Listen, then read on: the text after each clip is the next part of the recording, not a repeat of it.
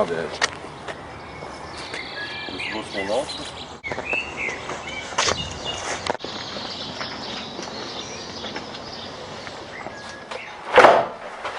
On a trouvé Bonjour monsieur Donnel. le bon système. Oui, comment allez-vous? Ben, assez mal, bien sûr.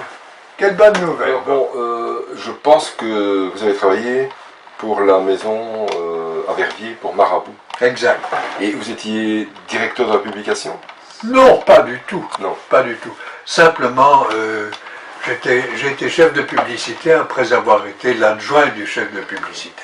Mais vous avez Et il est parti. rencontré, c'était les grandes heures, notamment, il y avait Bob Moran qui était le héros maison. Ah oui, Vous avez certainement rencontré Henri Verne. bien sûr. Et je pense aussi à des gens comme Thomas Owen ou Jean Rey. Bien sûr. Vous les avez rencontrés? Mais Thomas Owen, oui, bien sûr. Pas Jean Rey. Jean Rey n'a pas quitté Gand. Et moi, je n'ai pas quitté la Vulpe depuis très longtemps. En 86, il y a eu Inédit Nouveau, C'est ça. qui est toujours là. La revue. Inédit Nouveau a sorti, je crois, 256 numéros. Je crois que le dernier était le numéro 256. Exact. Est-ce que la formule d'Inédit Nouveau est bien adaptée à notre époque?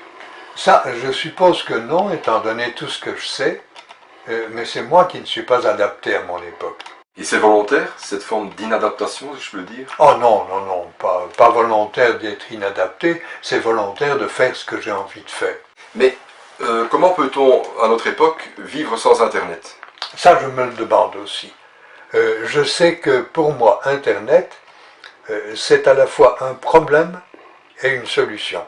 Seulement, c'est un problème pour aujourd'hui et c'est une solution pour demain. C'est la poésie qui peut se diffuser et qui peut être lue, de nouveau lue actuellement ou demain, précisément grâce à Internet et à l'informatique qui permet une diffusion presque gratuite de tous les côtés. Alors, pourquoi chez Chloé Délice?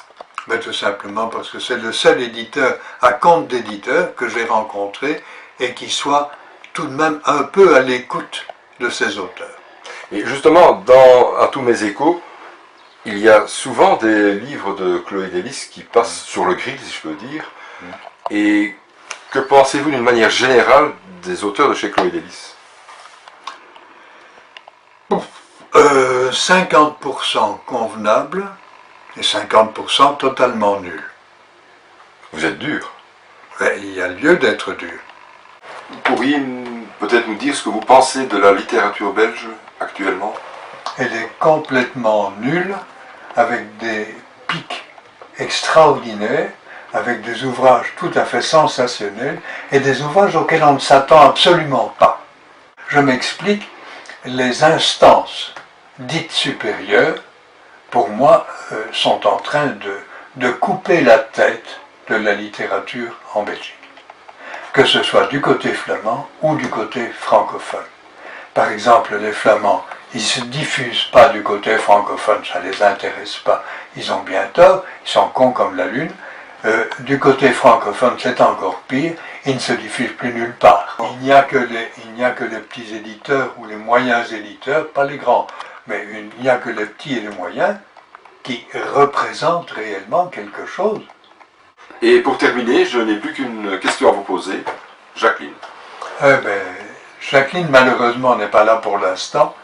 Elle est dans la pièce à côté, elle ne viendra pas. Tout simplement parce qu'elle est timide, tout simplement parce qu'elle n'a jamais fait ce genre de choses.